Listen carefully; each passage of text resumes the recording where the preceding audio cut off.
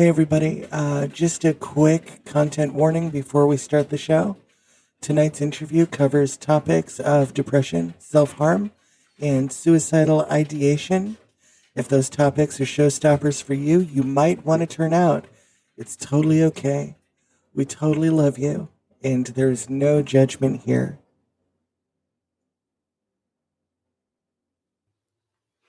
Hi, I'm Josh Kemble, and I'm in the garden.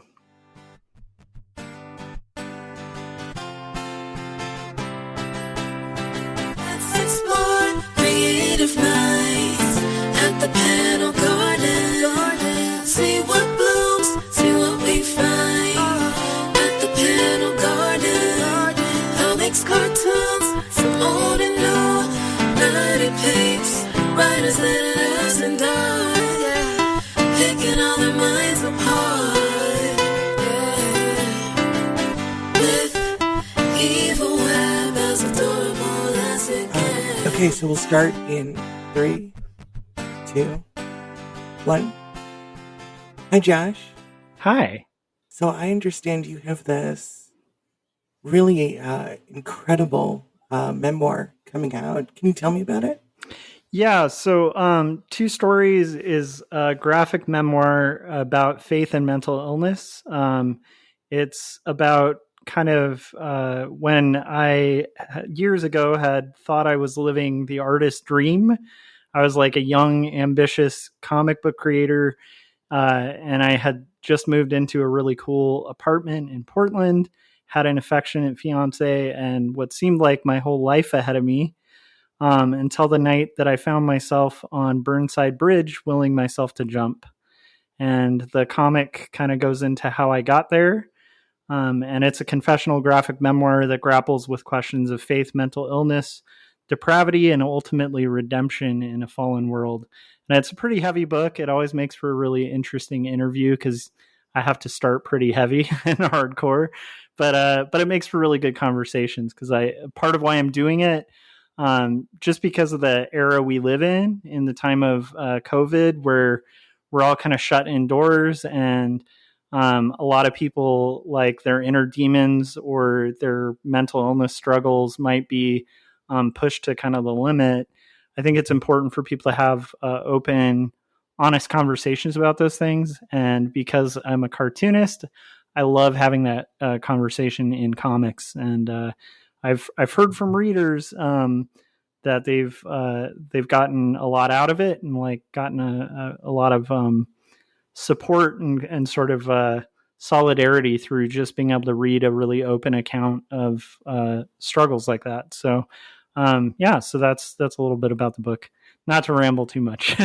No, that's fine. Just for your reference, this show is all about rambling, so I love it. Let's do it. Good. It's all good. Then I will be enjoying this a lot. Awesome. So you're like probably only like the third or fourth memoir person, or I love it, that we've had on the show. And I guess my question is, what motivates you to sort of bare your soul in this way? Ooh, really good question. So it was a long journey for me. I've been a professional illustrator and graphic designer for over 15 years. And my first comic that I ever did was one called Numb. And this was like years ago, like I think back in 2006 was when it was released. And I found myself kind of like working on these, pop culture t-shirts and kind of making a name for myself. Like back when Threadless was like a big deal, I sort of won the Threadless competition back when it was a competition a lot. And a lot of the designs that I had done had gone viral. And I found myself doing these really cool, like B-movie poster type, graphic designs and illustrations for clients. And luckily, like, got to the point where I was able to like quit my day job and just focus on illustration and graphic design. And then 15 years later, I found myself like really, I was always carving away at graphic novels. And I worked on one called Jacob's apartment that never quite found the light of day, although there might be some news regarding that I can't talk about.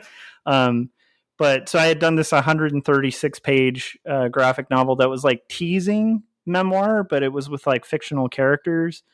And what I found through that process was like, so anyhow, it's it's this really long journey, but it's like, so I had two prongs of a process, like that was happening. And then I also, had this experience in Portland while all of that was happening. And while I was working on like my first graphic novel. And when I moved back from Portland and my life was a little more in order, not that it ever is fully in order, because for people who deal with like mental illness issues, it's not usually like when you learn how to handle mental illness issues, it tends to be like a dark cloud that sort of follows you around, but you just get better at recognizing it. I don't know if that makes sense. Like you get better at kind of dealing with it, but it doesn't go away, Oh yeah. Yeah. I mean, it's one of those things where, the real struggle, I think, at least from my own personal experience, is learning to be honest about it and trying to sort of learning how to cope with and confront it. You know what I mean? Yeah, 100%. And so that was on my mind a lot about when I was going through that, just seeking out stuff. I'd listen to like Elliott Smith and I'd find comfort in like Elliott Smith songs because they spoke so honestly about depression. I would find comfort in like, I listened to like podcasts like the Mental Illness Happy Hour, and I would find like comfort in hearing people talk openly about it. And then, so when things were more in order in my life and I had better sort of ways of navigating my own like depression, and my wife also had better ways of navigating her panic disorder, which is also mentioned and talked about in this book. I went to grad school at Cal State Long Beach, and with the thought that I would probably end up like teaching, because I really enjoy teaching and leading other artists and stuff with graphic design and art. And graduate school gave me this moment to like think about like, if I took money out of the equation and I could just make whatever art I wanted to make, what would I make? And my first graphic novel was in color, and I realized like all my favorite graphic novels are in black and white. So I was like, okay, I should do something in black and white, my first comic had my first graphic novel was like lettered digitally, and I was like, all the cartoonists I like Chris Ware and like Craig Thompson, like they hand letter. And so I was like, okay, I should probably figure out how to hand letter. So I'm going to do it in black and white. I'm going to draw everything in it. And then I was thinking about just the type of comic that I've always wanted to make.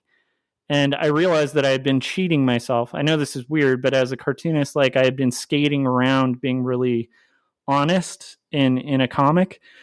Even my first comic that was like a memoir, which I got like the Zarek grant for like years ago, that was like still skating around being truly autobiographical. And I realized like the thing I like about autobiography is when like the artist or the writer is like really honest about how crappy they are as a person.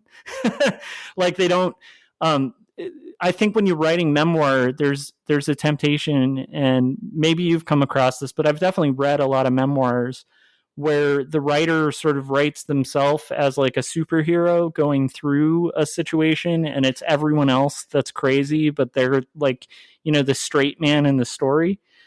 And for me, I was realizing like I like Harvey Pekar, and I even like Robert Crumb's stuff, even though it's I don't think I'd like him as a person.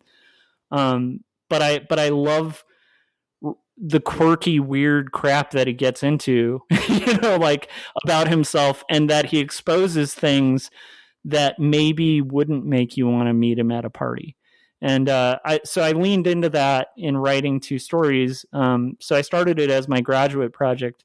And my main goal was I'm going to write about mental illness because it's not written about enough. I'm going to write about a suicide attempt that I made because that's not written about enough. And coming out of it, like I did a lot of research and found that like it's really a common thing with men, and a very often unspoken about thing. And I think it was important to kind of write it as honestly and truly as I could. And then also just about my journey, sort of somewhat in learning how to deal with it, and finding faith, but like that also was an intentional choice because, most people who have the faith I have political ideologies that I would, I really disagree with.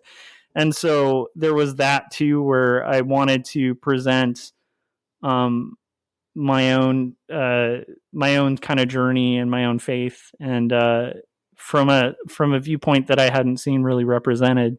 And when you say faith, you mean religious faith? Yeah, 100%. Yeah. And what's weird is by choosing all of these things, I was kind of writing myself into a corner where I knew it would be a really hard thing to get a publisher on board with, because in like the Christian publishing world, you usually have to be like a crazy right winger.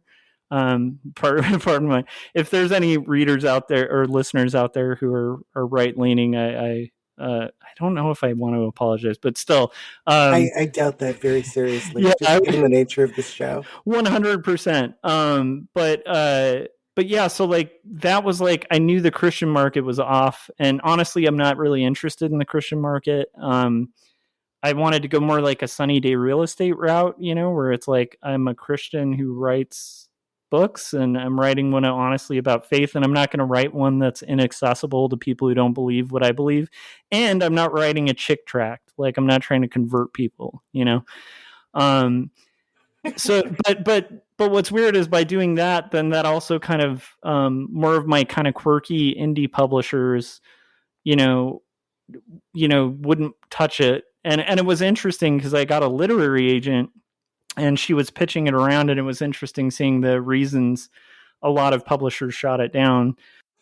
It's kind of almost like though that you're trying not to get published. I mean, there's so many things that you just described. Yeah, and it's interesting too because even the book, like it doesn't, like the first, within the first 2 pages, there's a suicide attempt. So it doesn't like, I wanted to start it off with the stakes and also not fool people. So like, I don't want to get someone on board with reading a book that they wouldn't be interested in reading.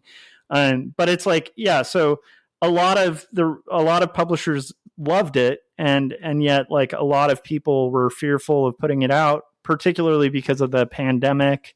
So there was a lot of risk aversion. By the time I had completed it, people, and it's a fair aversion and worry, it's like putting a lot of money into something that's a gamble to put out. Memoirs are hard.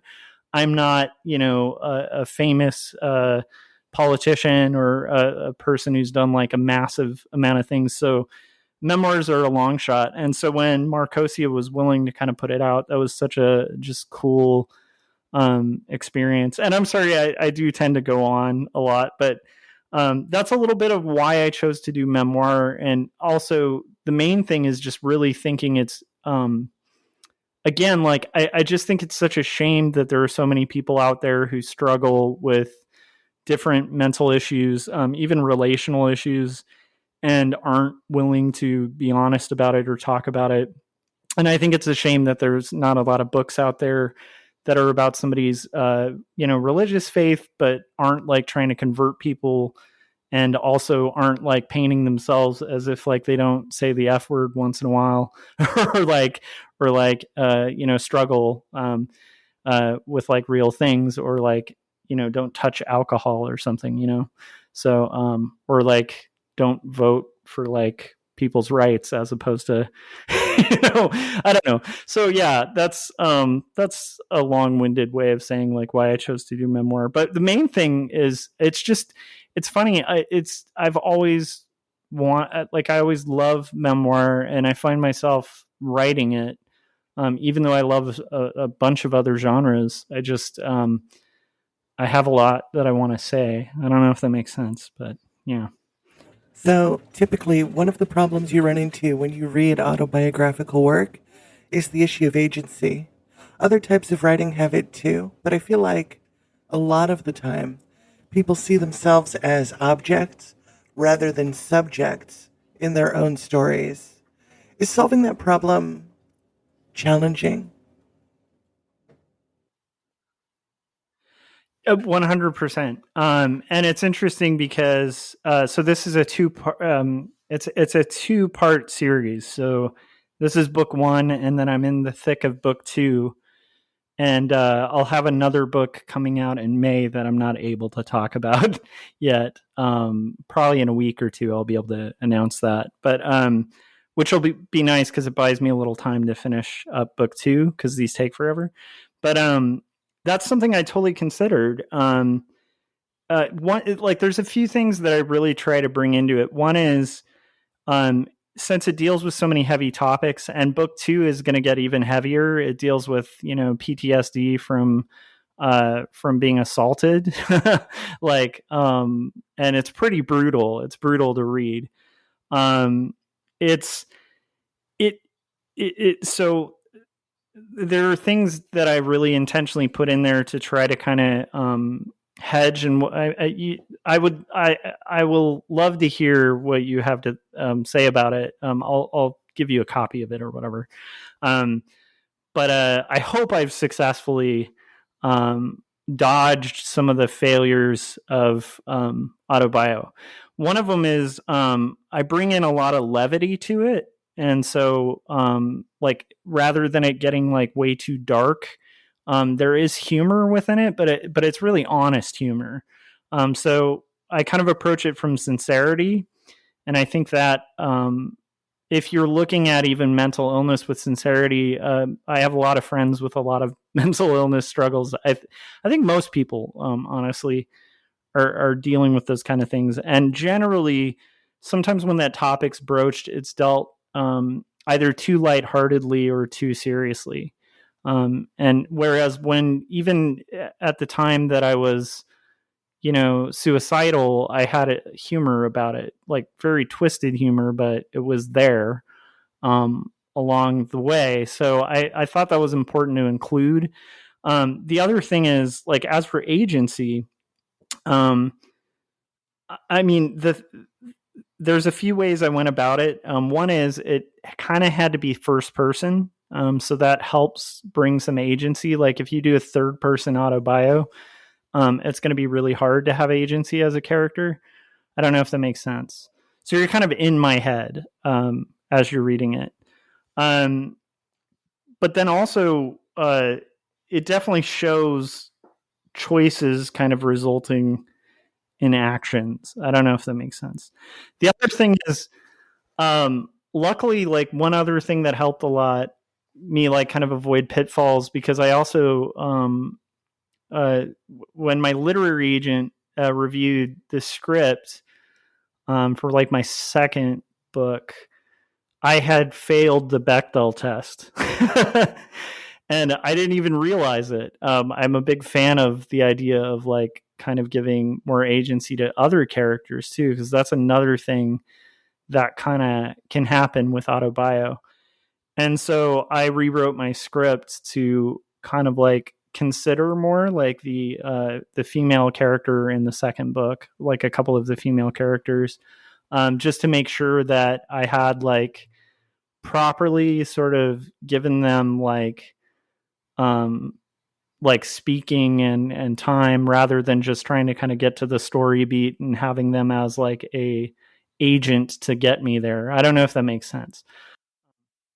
I feel like the whole topic of diversity and inclusion suddenly becomes a lot more complicated when people are writing about their own lives rather than a fictional scenario or story. Is it something you thought a lot about, and how did you approach it?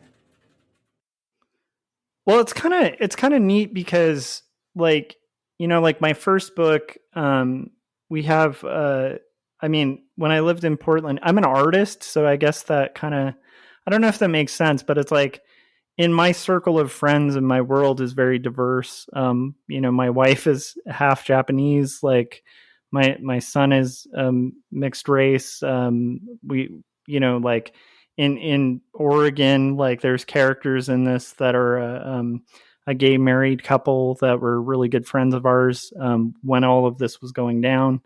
They lived in like the apartment right next to us. So like the weird thing is, and so I'm an art director in my day job too. And I've noticed this, like I feel like if you just hire honestly, you end up with diversity. It's sort of a weird thing because I have a very diverse department that I work at. And that's just happened naturally. Like it didn't happen with like some sort of intent to diversify. It just happened with like hiring the right people for the job. And by doing that, we have like people of multiple faiths, multiple like genders, like, multiple ethnicities. And it's like, it's just sort of organically happened. And it's mystified me. It mystifies me, I guess, to consider the idea that I guess if your life weren't very diversified, you might have that problem in a book. I don't know if that makes sense. But it's like, I feel like in my own life, maybe because I've chosen art as my path, like I've just never been in a scenario like, I think Portland, honestly, when I lived in Portland, I don't anymore. I live in LA again. But one of the things I hated about Portland was the lack of diversity up there. There really weren't a lot of different ethnicities or different cultures, and that was really shocking to me. Like coming from LA, it was just really weird to live in an area where there wasn't that. So I don't know, I hope that didn't sound like I was skating around it, but I kind of feel like I think it's important to include and consider, and I think I was lucky because my goal when writing autobio is to like be as honest and sincere as possible, and really lean into discomfort, Sure. with like the topics at hand and stuff. But like, and part of leaning into discomfort is like really exposing like all your sores, but yeah, it's kind of funny, being asked that. Cause I'm like, yeah, there's a lot of diversity, just naturally in there. So that makes me kind of wonder, it makes me wonder about somebody who would write something without diversity, I don't know. Maybe that's a terrible thing to say, but I don't think so at all. yeah. But it does happen. I find that and this is just my personal observation, I'm not judging anybody, but Yeah. a lot of people just come from very sort of, what's the word? I want to say monogamous, but I don't, that's not the word. Homogenous. Yeah. A lot of people come from just sort of very homogenous regions and Yeah. places Like and situations. if you lived in like the Midwest, and like, I don't know, I don't want to pick on the Midwest, but I guess my point is if you lived in a city where it's like mostly, your people or whatever, like it would be hard. And that's another thing that's really hard with memoir too, because if you want to really be true, it's like, how much do you want to kind of fudge the lines of like what actually happened or who the people were?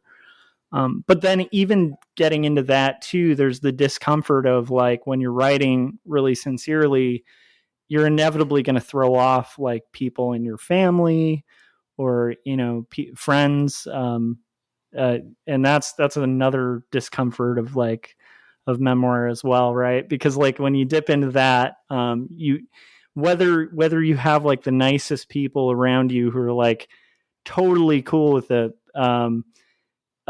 inevitably when something gets published that's talking about other people as well, there are other people who like get offended or or people you have to talk to and kind of, it's a very good practice, I think.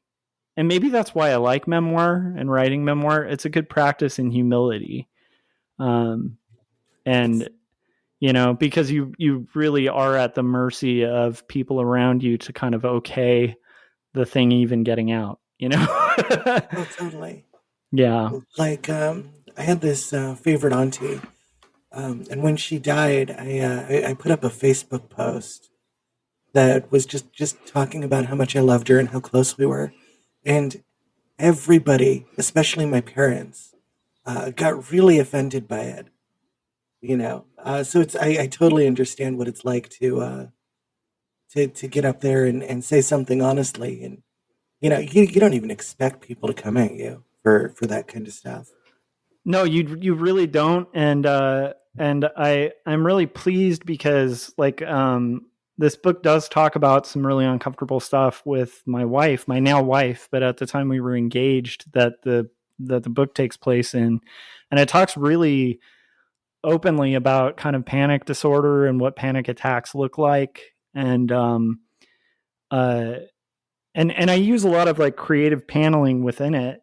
So there's things like where it'll be describing like what panic disorder feels like, and the panels of the page become like an airplane diagram for like how to sit down in an airplane.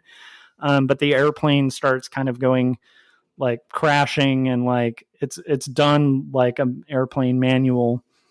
Or like there's also sections that are describing the panic disorder, and like it becomes like a YouTube search menu Oh, no. as like a panel device. So there's a lot of like playful paneling, but at the same time, it's really uncomfortable stuff to have aired publicly. And I guess I benefited because like my wife and I, like from when we started dating, in art school, like she's known for a long time that I'm interested in memoir and autobio comics, and so she's kind of like aware and on board with that. But it was interesting because even that got to a few points of like some conversations, where I had to make sure like she was okay with some of the stuff coming out. But yeah, it's a really weird. It's just a weird genre to write, and I don't think I'm unique in writing it, but I do think the approach that I take is a lot more self-aware than a lot of memoir I think that's out there. Because again, I think the biggest problem with memoir is when writers are writing themselves as kind of flawless in a situation where everything else is flawed, and that really just, I don't think it creates empathy. I think like for me, when I read a memoir where somebody talks about like a weird quirk they have or something, it draws me in more. It feels more like a diary, and I think that's one of the cool things. I know it's nerdy, but I think that's one of the cool things about comics, is they're kind of like a very personal experience where it's like intimate. Like you don't often read comics with a group of people. You're usually sitting down one-on-one with the comic. And because there's visuals and text, I feel like there's more of a connection with that work that you're sitting with.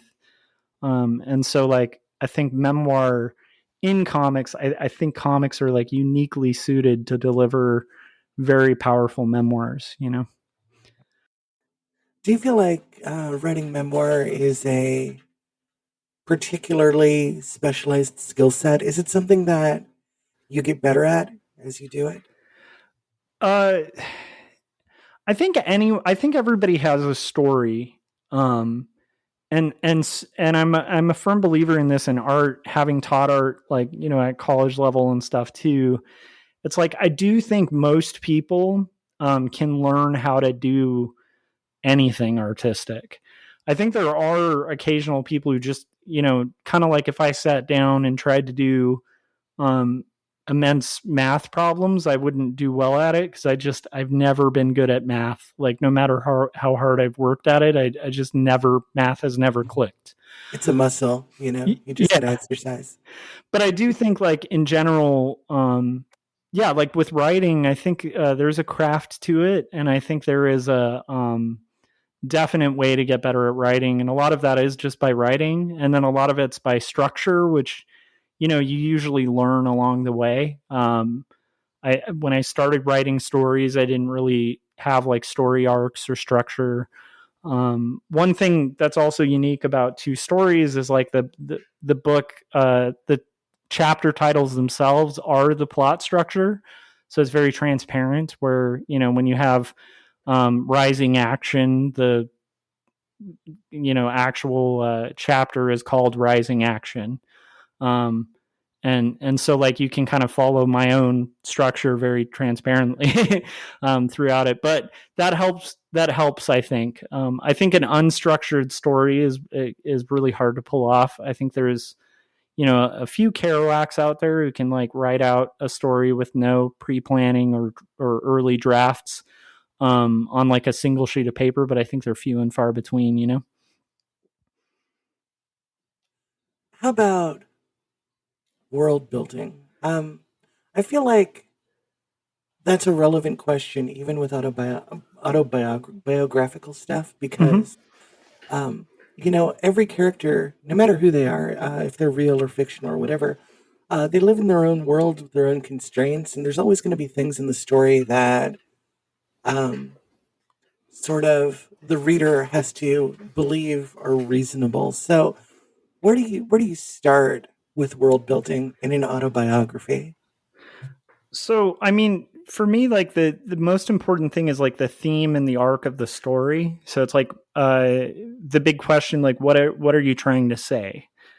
And then when you figure out like what you're trying to say, then you have to kind of find like threads throughout it that are going to kind of help and reinforce whatever that story arc is.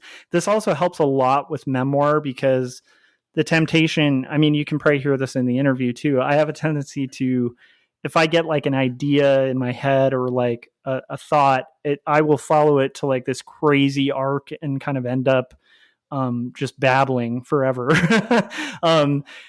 So like for me, like having, I think you're way too hard on yourself. oh yeah, but that is 100% true. But my point is, like having a structure to it helps you kind of edit out the unnecessary elements.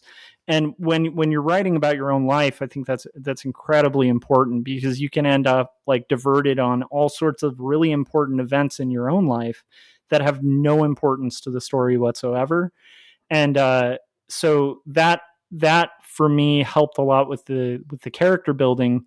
There's actually a chapter in the first book called Character Building that kind of goes into developing the character. Initially, I start the story off with the stakes, but then it goes into character building. And I should have mentioned this probably at the top, but my book also alternates between two different styles.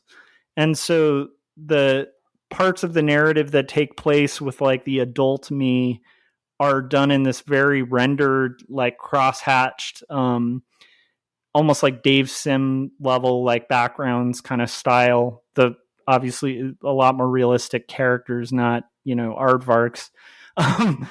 But then like, when it goes into like the older like childhood stories, it starts kind of taking on like more of a like what I like to call like a wonky Mary Blair style, like this more shape based, very childish cartoons kind of style, which I love working in.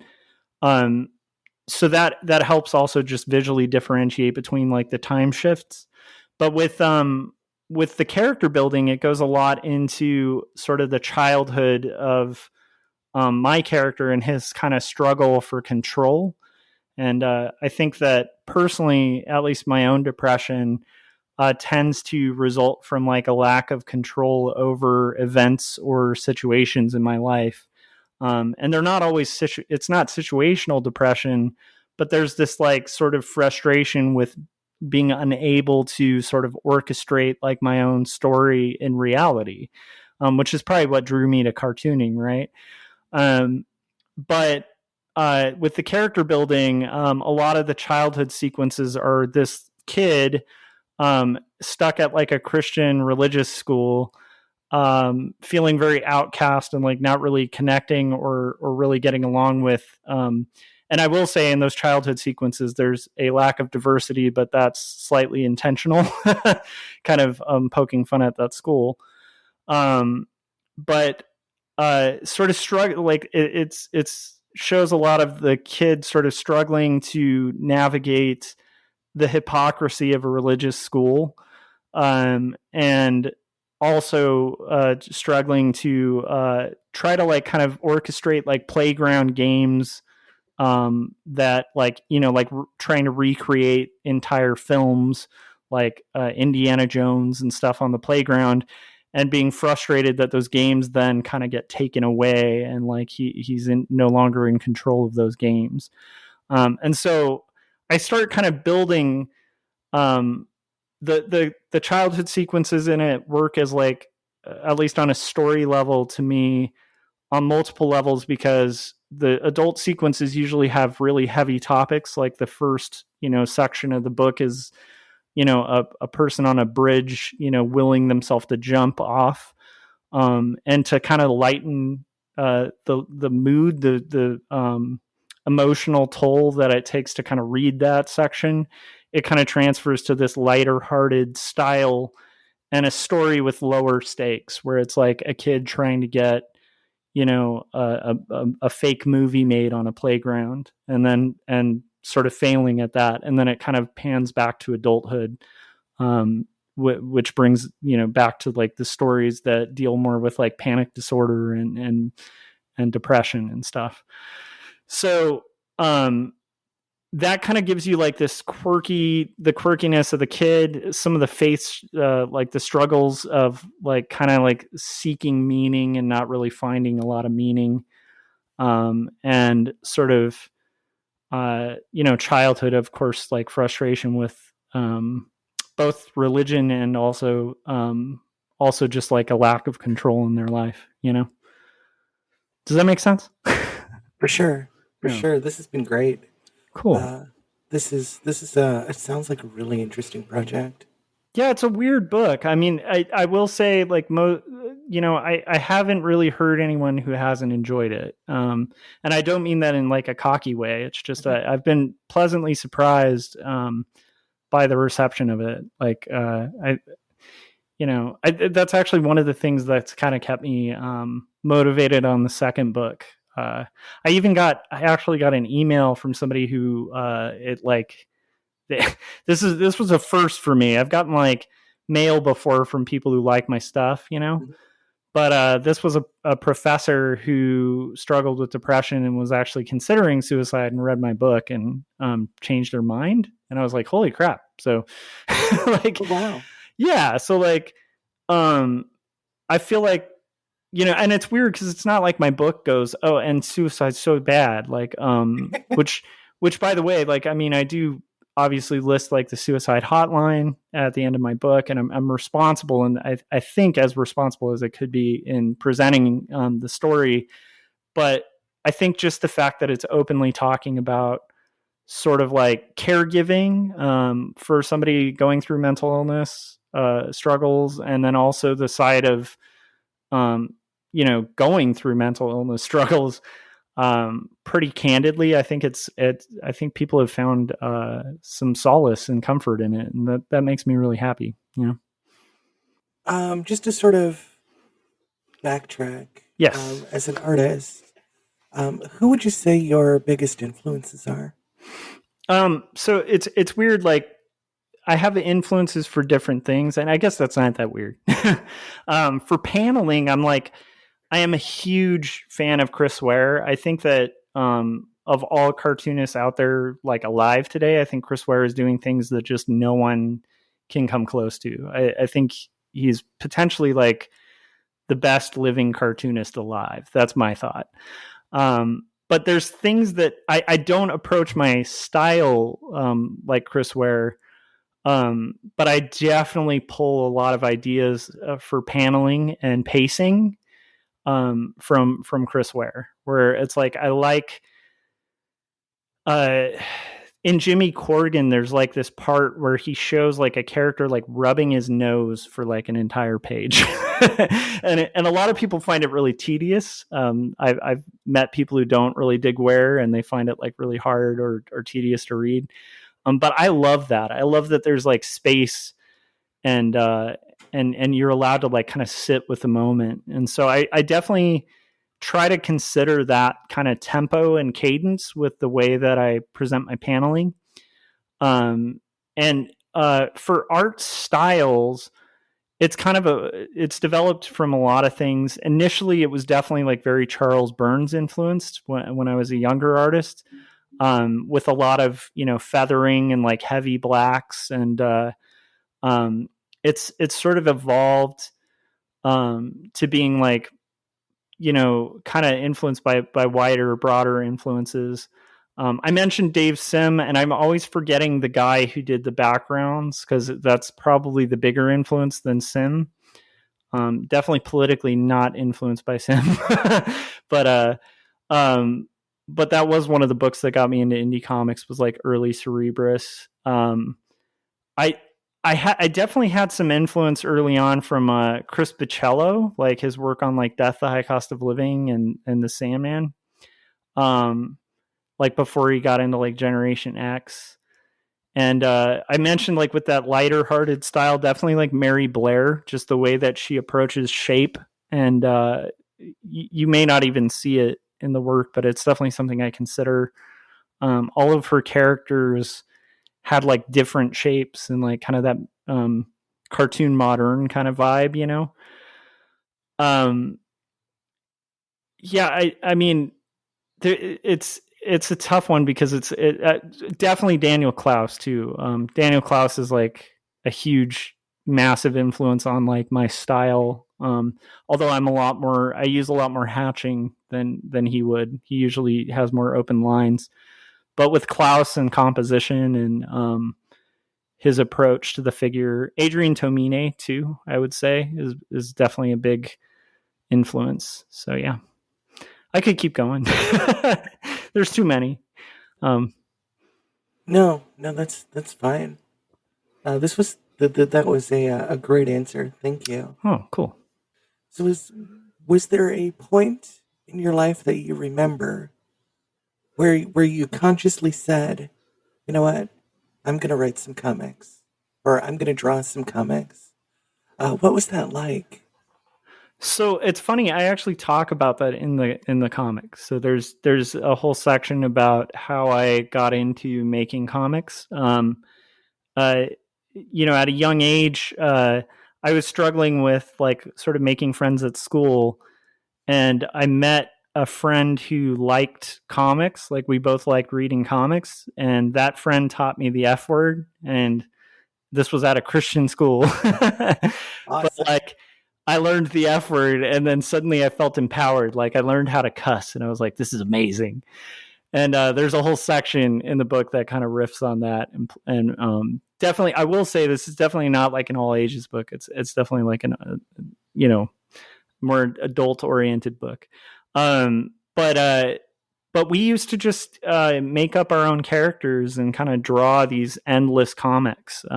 That's what we would do during recess, like when other kids were like playing games and stuff, we're like coming up with, a character that can turn into a shadow, or a character that's like a fireman that's eternally on fire. Like just these kind of, most of them were kind of like ripoffs of like the Marvel comics we were reading at the time.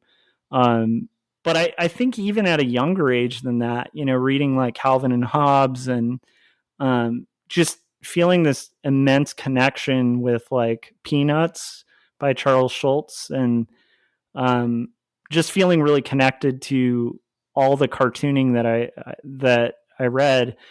I think that one thing that might have definitely been a heavy influence though is like my father was a graphic designer back in like the paste up days. And then my mom was like an English teacher. And so it's like I was like the kid of like art and literature, like So my parents were kind of a comic book. I don't know if that makes sense. So like comics, when I first came across them, like I was already reading a lot because, you know, having a mom who's an English teacher, they like usually like will get you really, she would actually have me do like book reports and stuff of like the books I read as a kid.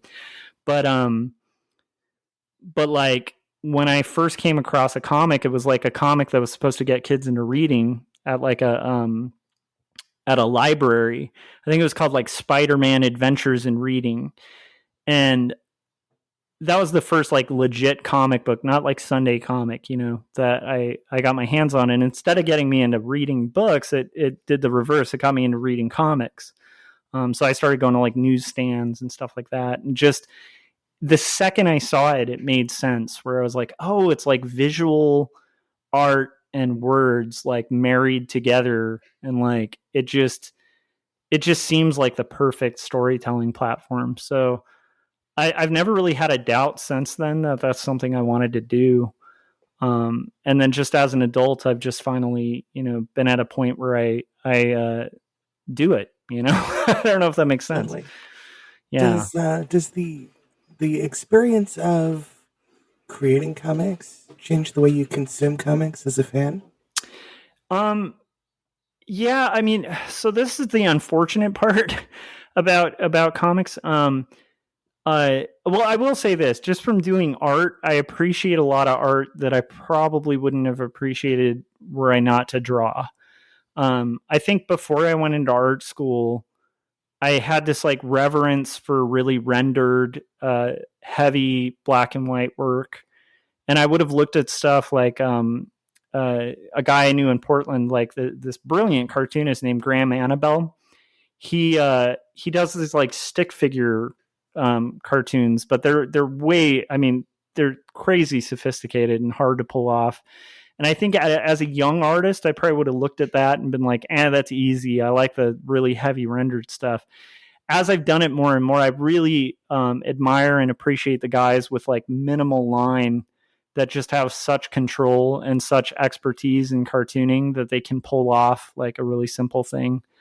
Like even a Dave Pilkey, like who does Dogman, my son is like obsessed with that. And I've met cartoonists who like hate it, and I'm always mystified or confused why they wouldn't be happy about it, because I feel like it's a great thing for comics, and also those are really like heavily difficult to create. Like I look at it now and I'm like, I don't know if I could do that, even though they're really simple. And so I would definitely say that's changed just from doing the practice. You appreciate art that prior you may not realize is as hard because the artists are good enough to make it look easy. And then I'd say like on a level of cartooning, the downside of the impact on me is I spend so much time drawing comics that I don't frequently have a lot of time to read comics. And so most of the comics I find time to read are ones my friends do. And then I just force myself to, because I'm like, I have to read this. I mean, I'm happy for my friend, you know, but outside of that, like it, you know, I unfortunately don't get to read as many comics as I would like, because I'm just too busy making them. You know, most of my free time is making comics. So that's the negative, you know. Is there a ritual you have to get in the zone and start working? You know, so I'm a big stickler. I read this book as a young artist that a lot of artists have mentioned and read. So I may not be the first on here to mention it, but it was called The War of Art by Stephen Pressfield. And he talks about sort of the artist's struggle against resistance and sort of like what it looks like for like a writer to write, like what makes a writer a writer. And a lot of the premise of it is like, you really don't get to call yourself a writer unless you write like daily. Like, so today I'm a writer because I wrote, and tomorrow, if I didn't write, I'm not a writer, you know? And it also talks about kind of building daily habits and a lot of stuff like that. It's a really good, it's like a book that's like a kick in the pants to artists, where it kind of makes the argument that you don't wait around for the muse. You kind of show up for work, whatever work time that is. Like you set up your space magically, however you need it. But every day you hit that artboard or that writing desk, whenever you can, and you make a ritual of it. And by doing that consistently, stuff happens. And anyhow, it's a good book, but it got me thinking, and I'm a big subscriber to the idea of like, I think that anyone can make comics, but I think that they're so time consuming, especially to be a cartoonist, who's like writing and drawing your own stuff and inking your own stuff. You don't have a team. They aren't going to make themselves. So you basically need to build a daily habit to do it. And so for me, I'm really ritualistic in the sense of like, I show up like pretty much when my son is asleep. That's when I start cartooning. And then I usually work for about 4 hours, like almost every night. And that's just, outside of my day job as like an art director. To build that habit, I just kind of made a goal. Like my friend Kevin Cross, like kind of came up with this thing called the 100 Days of Making Comics. That's kind of similar. But it's just the premise being like, you need to dedicate at least 30 minutes a day, to the thing. And then that 30 minutes very quickly becomes like 4 or 5 hours, if you really get into it. But even if you're not into it and you show up for like 30 minutes, you start building this habit. And by the time you have it built as a habit, it's kind of like working out. I don't know if that makes sense, but once you built that habit, it kind of becomes like something you desire and you have to do, and you don't feel quite right when you're not doing it. And then other than that, my other ritual is just like, I have my art table and my setup, and I have like a process to it. I definitely listen to a lot of podcasts and stuff when I'm doing it, unless I'm live streaming. But yeah, like I feel like the biggest ritual is just showing up and doing the work, and trying to be as consistent as I can about it. It's interesting how much of this you're doing yourself. You were just talking about, doing the lettering and doing the inks and doing all that other stuff. Is the work radically different when you're working alone versus collaborating? Yeah, I mean, I would say this is going to sound mean, but it's not. Because I know there's cartoonists out there that make like a very hefty living. And so, take this with a grain of salt. But my experience has been that comics are very underpaid. And so I feel like to collaborate on a comic project for me is rarely worth it. Like what I make art directing, I can't make doing comics. What I would make doing an illustration, I can't make doing comics. So if I'm going to dedicate time to comics that I love, I'm going to make the comics I want to make. And I don't do teams well with comics. I also like all the cartoonists I like. Well, not all of them, but most of the cartoonists I really admire are all like auteurs of their own work. Like they do everything. And so I feel like I kind of want to do that, and the comics that I do, because of the fact that I've kind of taken the kind of money concerns out of it, I'm able to explore topics like, mental illness in a way that's a little risky, but also like a lot more honest. And I think makes for better art. Even, it's weird, but it's like art for art's sake. But I don't do teams well, like on my own comics, maybe if it were like a different genre, I don't know. I could see myself possibly, but in general, like with comics, the thing I like about it that kind of keeps me in comics is it's one of the few forms of art where you can do everything. Like it would be hard to do that as a filmmaker, if you have like a cast of more than one. And you can't, as a writer, you definitely can. So I guess it's similar to novels, in that sense, but yeah, did that answer? I hope that answered what you were asking. So of all the comics you've read over the years, do you have a favorite?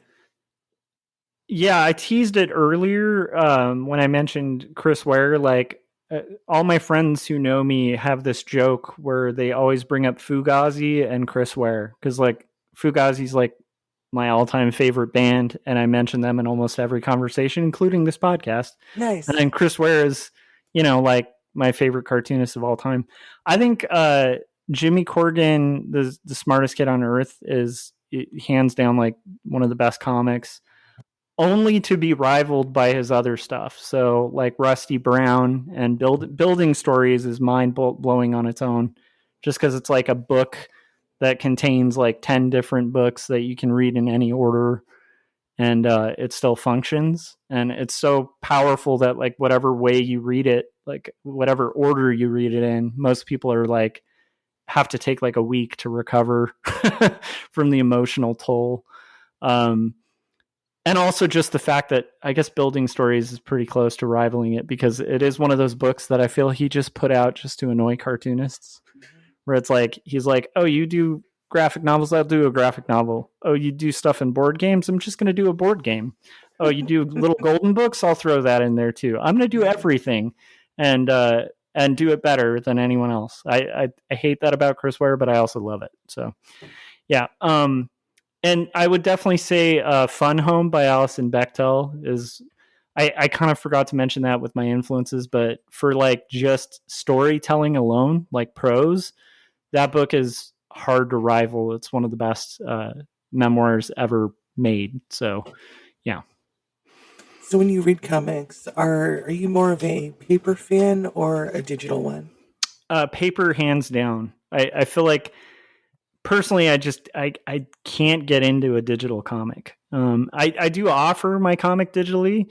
I personally think, especially with black and white, like it's way better in print. It's it's hard to get into black and white comics on a screen, But there is something about books in general in print, but definitely like books with art. I just, it might be my generation, but it's just like, it's really hard for me to get into a book that's not a book, like a physical book. Cause I love it. All the elements of, books, like coming down to like the binding and the graphic design of the whole thing. So I feel like that diary kind of thing, I love the feeling, especially in a memoir, of like reading like a little diary. And I don't know if like a tablet would feel like that, What about you? I prefer digital myself lately. That's I started awesome. off as like a paper fan back in, oh God, I don't even want to think about how far back it was. It was the late 80s when I started reading comics. Like seriously, I'd read them before that. Yeah. My dad got me into Spider-Man at the age of 4. But Nice. like when I started reading comics for myself, I'd go to the newsstand and I'd pick up like literally anything they had. I was ravenous for them. Yeah. And I think when digital came out though, I really liked it for a lot of reasons. It sort of hits differently when you read it. Yeah. And it saves a ton of space. That's true. At one point, my collection was probably about 17 or 18 long boxes. That's a lot to move. Yes. So this I will say, like, just to back you up on that, like my wife and I have had to move a lot, and like we're fortunate now to like have a house that I think we're going to kind of stick in for a long Awesome. time. But I swear, if I had to move one more time, I might just go digital with all books, because our bookshelves and just moving the amount of books and then like long boxes, all of it gets, one or two moves, it's okay. But like 5 moves in, I'm like, I'm at the brink where that might just be the best reason I can think to do digital. So I totally get that. Right. And the industry I work in now is different because COVID just sort of rewired it. And now everybody's permanently sort of working from home, which I love. Oh, working from home is the best. I wish we were still able to do that. I had like a month where I could, and then had to start going in again. Totally. But before that, I would I would move anywhere from once a year to like 4 times a year. I mean, it gets really crazy. Yeah. And when you're lugging comics around, oh my God, it's a lot by itself.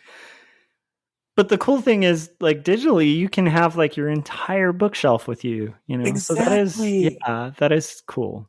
It's so nice. With I figure in terms of digital right now, I've spent entirely too much money on it.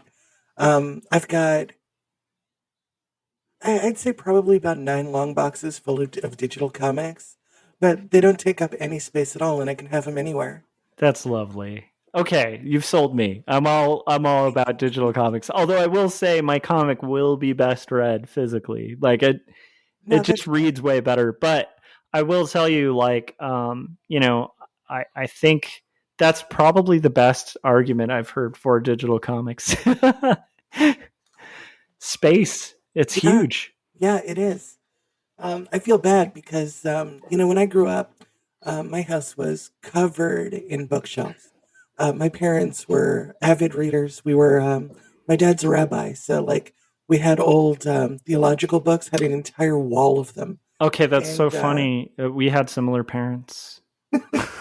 and my mom was she was just always reading something. So when I got into comics, they were both excited, and you know the house was just so full of paper. But my house, believe it or not, doesn't actually have that much paper in it, and I feel bad for my kid. I feel like maybe I should buy some coffee table books, more paper stuff. Well, I mean, yeah, but then again, you like I do like I also said it might be generational, because it's like my son, like he loves kids books, like physical kids books, but he also will read something on his iPad. Like there's no difference to him, he's pretty comfortable with like an iPad.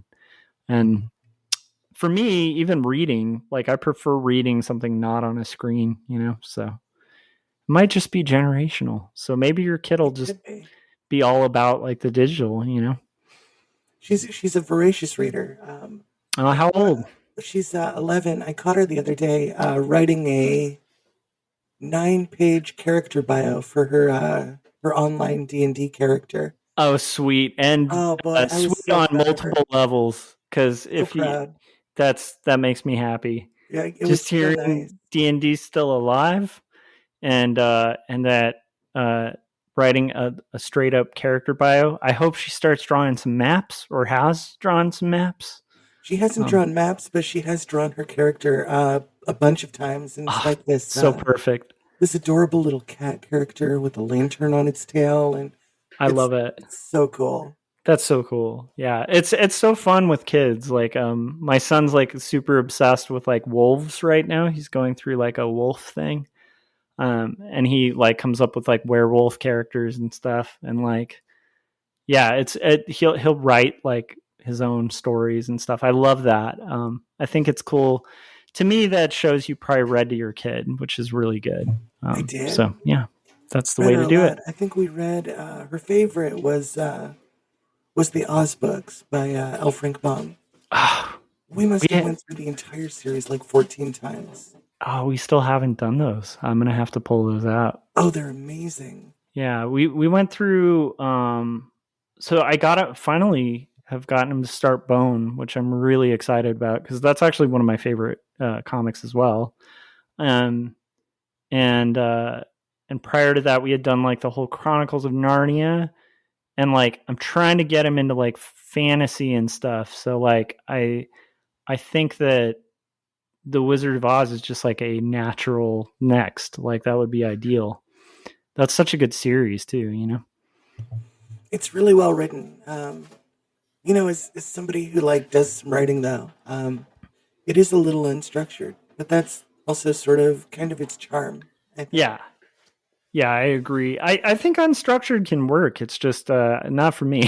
Like I've tried and it never works. I need my like my plot arcs. I need to know where I'm going. Me too. Me too. Okay, so we are up against the end of the show. Oh, Did you want to do the fun part? sure, let's do it. Awesome. So is there a particular Ninja Turtle that you see yourself as? Let me see. I would say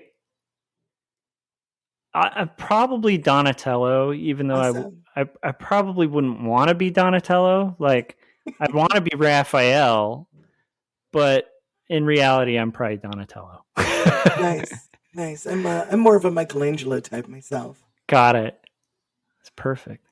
Okay, so if you had a Batman style utility belt, but made with things that are relevant to your life, what would be in it?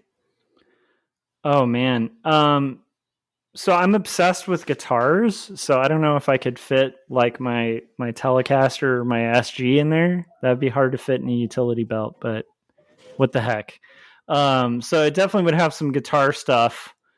I would probably make sure that I have like a pencil pocket brush pen, because that's my favorite pen to ink with. A rolling ruler, like, but an architect's one, because that was like a real gem to find, to like learn how to, like, to be able to do quick parallel lines when you're doing everything manually. It's a good thing. Definitely some Minecraft toys for my kid at this point, because he can't go anywhere without them.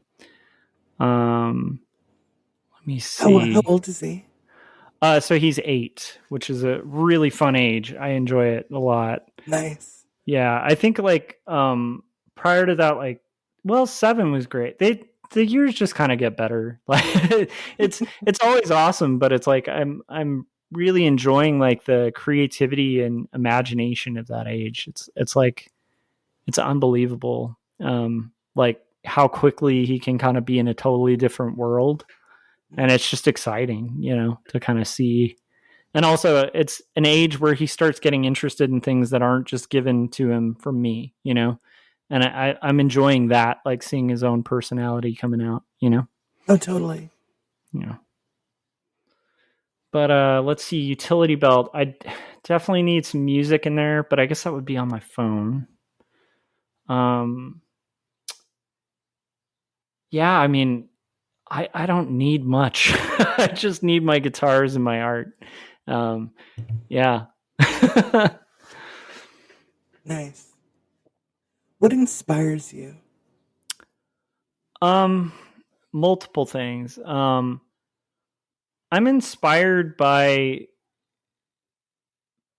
I mean, like, so I do like a show on YouTube called the Artcasters with a buddy of mine, Scott Cirkland, and another friend of mine, Corey Kerr. And those guys inspire me a lot. Like, they're always making stuff. And just basically like seeing people constantly fight and make their artistic visions happen is, like, to me, one of the biggest inspirations I can experience, because that just makes me want to hit the art table, I'm inspired by people who stand up against bullies. That makes me inspired. I don't know if that makes sense, but like, that's definitely a huge one for me, is like, I like people who will take risks to kind of punch up. I like that. I'm inspired by really great music. I mean, I'm inspired by like the thing in art that only art can do. It's like this ache you feel when you experience like something really truly beautiful or sad. Whatever it is, it's like, and I've had it happen in like, a kid's cartoon. I've had it happen in like superhero stories. I've had it happen with like really intense dramas where you just feel this like ache from art. And that's, I don't know. To me, that's the thing that kind of gets me moving and most inspired. Yeah. Do you have a set of criteria that you look for in a sidekick or minion? A sidekick or a minion. My criteria would be they need to be scrappy. They need to have their own thing going and be self-sufficient. Um, and I would say that and I mean, if we're talking sidekicks, like if they can have a ridiculous outfit too, that would probably help. Because I am a huge fan of like Adam West's Batman TV series. He's the best Batman. It's still my favorite Batman, and I have to say, just like if you're gonna sidekick, your sidekick should have to wear ridiculous shorts. Why not? And bright colors. Let him draw the fire. Yeah, 100%. I think I forget. There's a very famous Batman comic that I feel like a failure as a cartoonist for not remembering, but the name of, but it's like a Frank Miller one, I think, or he drew it. But yeah, I think Batman kind of reveals that why he had Robin wearing that was to like, so the Joker would take pity and not kill him. Which was like a really heavy, weird, dark twist to it. But I, for some reason, just thought of that because I was like, that was a pretty amazing. Oh, it was the Killing Joke. That's, but I like pre-Killing Joke. I just like, I think Robin was just awesome and bold and brave and just kind of was like, yeah, I'm going to wear bold colors. So yeah, I'd like that in a sidekick. So where do you find joy? That's an elusive one. I feel like I find a lot of joy. I mean, I mentioned that I'm a Christian, so of course I'll say I find joy in God, but I think to pin it down more, I'd say I find joy in accepting that I don't have control. That's actually a very hugely joyful thing for me. It's kind of like whenever I'm on the freeway, I have a long commute to where I art direct, and if I'm on the freeway, I start getting really irritated if I start kind of taking everything personally. Like if somebody cuts me off and I'm like, oh, why would they do that? But there's like a joy and like kind of a calmness that comes with just kind of going like, oh, they're probably in a rush. Like this isn't about me. And I find a lot of joy in that, which is weird because I'm writing a book about me. Right. But I get a lot of joy out of realizing that like everything is not specifically about me. And then I get a lot of joy from, from my wife. Like I really enjoy my wife, my kid. And then I get a ton of joy. I'm learning. I shouldn't say I always do. I'm learning to get joy from the process of creating and just kind of trusting. Because, you write, so you probably would relate, but when you're a writer, there's a lot of like tension in the process of writing, a lot of hurdles you have to overcome. And then like a lot of hopelessness, when you finish stuff and like have to shop it around and get it out there and stuff like that. And I've started to realize like, being in the game longer that like half the battle is just kind of creating the work and then the other stuff kind of takes care of itself as long as you just kind of keep at it and like trust the process. And there's like the Zen state you have to get in to do that, and I really get a lot of joy out of that. So that's my long-winded answer to that. Yeah. No, that's a great answer. So, congratulations, you've defeated Thanos. Yes! You now have the Infinity Gauntlet in your possession, and you can change or modify any aspect of reality on a whim. You've probably got a huge list, but what's the first thing that you would do with that? Ooh, anything. Change anything. I want to say something... Oh, man. I think I would like to change people to consider other people. I think that would be, I think if we could make the entire world have empathy, I think that would go a long way. And I feel like books do that to an extent, but not everybody's reading books. And I feel like, I think we need a more empathetic world where people are slower to judge and quicker to, quicker to kind of accept and be empathetic. So what's next for Josh Kemble? So next, there is so I'm doing LA Comic-Con, which is pretty exciting. And I think that's on December 5th and 6th. And I can't tell you the booth number because they haven't let us know yet. And I'll be boothing with Ken Mora there. So if you guys are in the LA area, definitely stop by, check out 2 Stories, say hello. It's always fun to meet new people and stuff too. So that'll be cool. So that's very short next. Long next, by May, I will have another graphic novel out. It's like 132 pages, full color.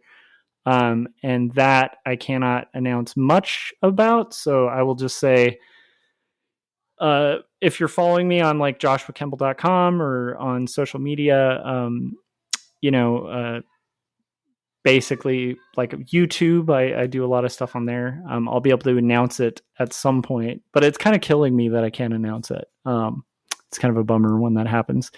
And then 2 Stories book 2 is like huge on the horizon. And that should be about 2 years. So for release. So in theory, if I can keep doing that, showing up and doing the pages thing. So yeah. So Josh, I wanted to thank you for taking the time to be on my humble little podcast. I really appreciate it. Thank you so much. And I've listened to quite a few of the podcast episodes that you do, and I enjoy them a lot. And I think it's always cool to hear like a really interesting dialogue with cartoonists. And again, like, part of why I did my book was so people don't feel as alone going through mental illness struggles. And man, you talk about feeling alone. Cartooning is a very solitary business. And so it's neat to hear people working in the craft, like being able to share their stories. And it's neat that that you show so much interest in indies and in people making these things. So thank you for making it. It's seriously the best thing in the world. So where can people find you online? Yeah, so you can find me at joshuakemble.com. That's kind of the main hub that'll link to everything. I would really encourage people to check out my YouTube channel, Joshua Kemble on YouTube. You can just search for it. And I do live streams and also a show called the Artcasters, as well as one called the Indie Review Show that all are visible there. And then also you can follow me on Instagram. And that's Joshua Kemble on Instagram. And then on Twitter, I believe I'm just Josh Kemble. But I'm mostly Joshua Kemble everywhere else. So those are all the little places I lurk on the interwebs. But YouTube's like the one I'm most active on. And live streams are really fun. I live stream a lot when I'm working on comics. And it's a lot of fun to kind of hang out and draw with people and like meet people virtually. It's like I feel like we're living in the best era to be a cartoonist because we can like stream and talk to people and do podcasts and talk about it and stuff. So I love those. The live streams. They're so much fun. Yeah, I'm super addicted to them. Yeah, I'll have to stop in and say hi. For sure, man. Anytime. If you're in the chats, just let me know. So yeah. And now it's time to go. Wasn't that fun? The Panel Garden is a show about the things we love. The show is produced and hosted by the adorable Eva Webb. Opening theme by Antonia Marquis and Tyler Scott. Closing theme by Mikey Flash of Speed Force Music. The credits are read by the awesome and talented Kat Bertano. That's me. And if you're feeling super generous, feel free to go to buymeacoffee.com/EvaIsAdorable. There, you can support what we do by chipping in as little as $1. Not financially able? That's okay. Shares on social media and reviews on your favorite podcast listening platforms help us a ton. Join us next time for another exciting adventure in cyberspace. See you then. Bye!